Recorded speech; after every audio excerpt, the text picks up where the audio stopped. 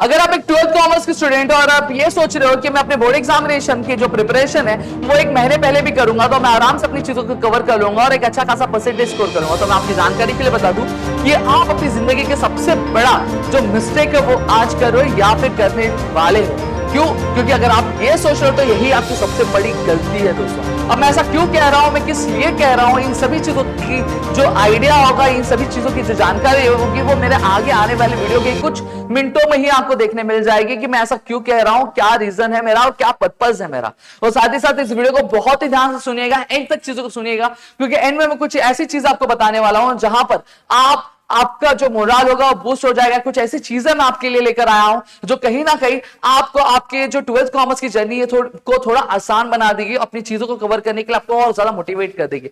चलिए बात करते हैं। सबसे पहली चीज एक मिथ और एक रियलिटी में बता दूं। मिथ ये है कि 12th कॉमर्स वाले हमेशा अपनी चीजों को लेकर थोड़ा सा लीनियंट रहते हैं, या फिर उनको ऐसा कहा जाता है कि भाई 12th कॉमर्स ही है, भाई क्या ही करना है, आराम से पास हो जाओगे। आपको कुछ ये क्वेश्चंस पढ़ने होते, कुछ वो करने होते, कंप्लीटली आपकी चीजें बहुत ज्यादा आसान होती है। मैं आपको बता दूं ये सबसे बड़ी मिथ है, ठीक है। और 12th कॉमर्स में कोई भी बहुत आसान तरीके से पास हो सकता है, कोई दिक्कत नहीं है, कोई टेंशन नहीं है, चीजें अपनी कवर कर सकता है। तो ये एक सबसे बड़ा मिथ है, ठीक है। अगर आप ये सोचते हो कि एक महीने में भी सिलेबस कवर किया जा सकता है, मैं आपको बता दूं कि आप YouTube पे कई सारे वीडियोस देखते हो, हमारे भी वीडियोस आप देखते हो कि जहां पर हम आपको गाइड करते हैं कि कैसे लास्ट टाइम पे सिलेबस कवर किया जाए, कैसे चीजों को कवर किया जाए। वो कंटेंट, वो वीडियोस वो रहते क्यों? वो रहते इस वजह से है कि पूरे साल बताने के बाद भी जो स्टूडेंट्स नहीं ध्यान देते और लास्ट टाइम पर उनको रियलाइज होता है कि नहीं भाई अब मुझे पढ़ लेना चाहिए, तो उनके लिए रहता है कि भैया लास्ट टाइम पर उनको कैसे हेल्प करनी चाहिए, कैसे अपने आप को क्या ढालना चाहिए सिलेबस के बीच में, कि जैसे कम टाइम में वो ज्यादा सिलेबस कवर कर सके।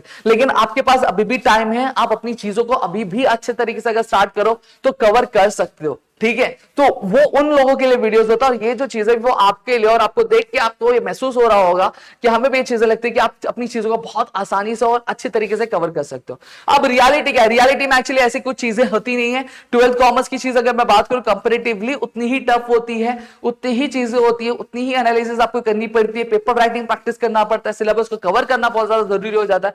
अगर आप नहीं करोगे तो चीजें आपके लिए भी मुश्किल होंगी। अब मैं ये नहीं कह रहा हूं कि ये बहुत ज्यादा टफ होगा। टफ कब होता है? जब आप चीजें करते ही नहीं हो। और इजी कब होता है? जब चीजों को आप बहुत अच्छे तरीके से करते हो। तो ये चीज टफ है या फिर इजी, ये टोटली आप पे डिपेंड करती है। अगर आप कुछ करोगे ही नहीं, कुछ करना ही नहीं चाहते हो, लास्ट टाइम पर पेपर लिखने के टाइम अगर ये रियलाइजेशन करोगे तो पेपर बड़ा ऑब्वियस बात आपके लिए टफ होने वाला है। लेकिन अगर आप चीजों की जो शुरुआत है वो स्टार्टिंग से ही कर लेते हो तो आपके लिए चीजें बहुत ज्यादा आसान हो जाएगी, ठीक है। अब मैं ऐसा क्यों कह रहा हूं, किस वजह से कह रहा हूं, तो ये डाटा बताएगा। ये जो डाटा मैं लेकर आया हूं ये आपकी ऑफिशियल डाटा है, ठीक है, स्टेट बोर्ड द्वारा रिलीज किए हुए डाटा है, जिसके बारे में यहां पे मैं बात कर रहा हूं, ठीक है। सबसे पहली चीज अगर मैं बात करूं तो अब ये पासिंग परसेंटेज है, ये साइंस वालों का और कॉमर्स वालों का दोनों का ही है, ठीक है। ये साइंस वालों का इस साइड है और इस साइड जो है कॉमर्स वालों का है। अब यहां पे अगर मैं बात करूं 2024 में जो पासिंग परसेंटेज था साइंस वालों का वो 97.82 था, लेकिन वही कॉमर्स वालों की अगर मैं बात करूं तो 92.18% था।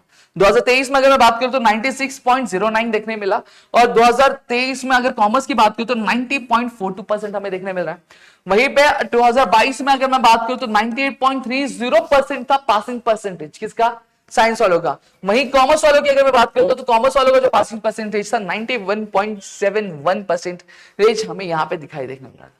क्या ऐसी चीजें क्या होती है जिसकी वजह से हमारा जो पासिंग का जो रेशियो वो कम रहता है और कहीं फेल का जो रेशियो होता है वो साइंस वालों के कंपैरिजन में बहुत ज्यादा होता है? क्या रीजंस होते हैं इसके बारे में मैं आपको अब भी बताने वाला हूं, ठीक है। ध्यान से सुनिएगा चीजें क्या है। सबसे बड़ा जो रीजन होता है वो होता है प्रोक्रेस्टिनेशन। प्रोक्रेस्टिनेशन मतलब क्या होता है? प्रोक्रेस्टिनेशन एक ऐसी एक्टिविटी होती है जहां पर हमें ये मानना होता है कि ये जो चीज है हम कल शुरू करेंगे, हम कल से पढ़ना चालू करें, हम कल से चीजें कवर करेंगे, हम कल से पढ़ना चालू करेंगे, और वो कल करते करते वो कल कभी आता नहीं, और देखते देखते हमारा बोर्ड एग्जामिनेशन आता है। और जब बोर्ड एग्जामिनेशन आता है तो हम कहीं ना कहीं पागल से हो जाते हैं, चीजें हमें समझ में नहीं आती है, पॉइंटर्स लर्न करते हैं लेकिन दूसरे आंसर के पॉइंटर्स के साथ वो मिक्स हो जाते हैं, पॉइंटर्स दिमाग में रहते नहीं है, चीजें भूलने की कोशिश याद करने की कोशिश करते हैं लेकिन चीजें भूलने लगते हैं, ठीक है। ऐसी बहुत सारी चीजें होने लगती है। और सबसे मेन रीजन ये प्रोक्रेस्टिनेशन। आपके लिए सबसे बड़ी चीज ये कि आप पढ़ना चालू कर दो। आप ये मत सोचो कि मैं कल करना चालू करूंगा या फिर मैं उस पर्टिकुलर डे से पढ़ना चालू करूंगा। आपने डिसीजन बना लिया कि आपको पढ़ना है तो मतलब अभी से आज से पढ़ना शुरू कर दो, ठीक है। लेकिन अगर आप प्रोक्रेस्टिनेशन के शिकार होते लगे तो भैया वो कल होता जाएगा और वो कल अब कभी आएगा नहीं। आप अपनी चीजों को रियलाइज करो कि 10th में आपने कितना स्कोर किया था, 12th में आपने किस तरीके से चीजें कवर करनी है, आपका क्या टारगेट, आपका क्या गोल है, उस गोल को अपने दिमाग में बैठा लो, ठीक है।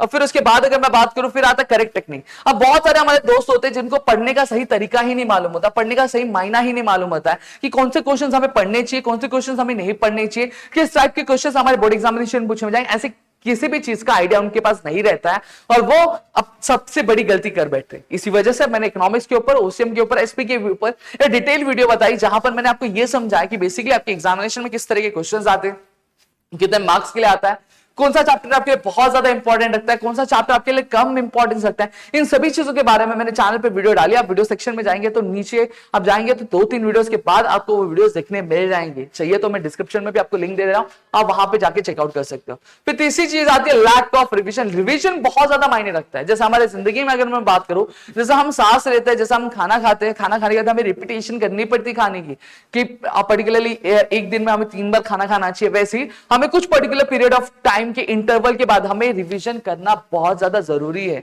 हमें करते रहना चाहिए। अगर हम जब तक चीजें रिवाइज नहीं करेंगे तो चीजें भूलते जाएंगे। अगर आप चाहते हो कि इसके ऊपर भी एक डिटेल वीडियो में बताऊं कि किस तरीके से आप चीजों को लर्न कर सकते हो, क्या सही तरीका होना चाहिए, क्या सही मायना चाहिए, तो इस चीज के बारे में भी मैं एक डिटेल वीडियो आपके लिए लेकर हाजिर हो जाऊंगा।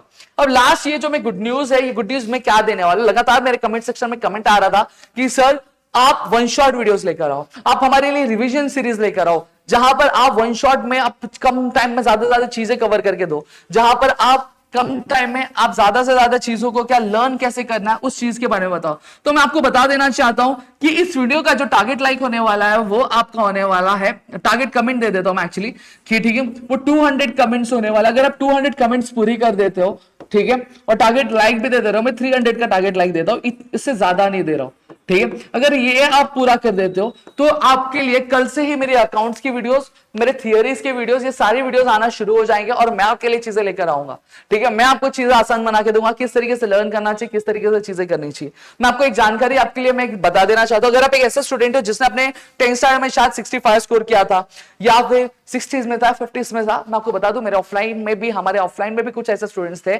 जिन्होंने शायद अपने 10th स्टैंडर्ड में 50 स्कोर किए थे, 60s में स्कोर किया था, 65 स्कोर में दिया था। और ये लाइव एग्जांपल्स हैं कि जहां पर स्टूडेंट्स ने अपने 10th स्टैंडर्ड में अगर 65 स्कोर किया था तो वहीं अपने 12th कॉमर्स के बोर्ड एग्जामिनेशन में अगर मैं बात करूं तो उन्होंने 85, 87, 89 के भी पास गए। कुछ स्टूडेंट्स ऐसे भी जिन्होंने 90+ भी स्कोर किए अपने बोर्ड एग्जामिनेशन में।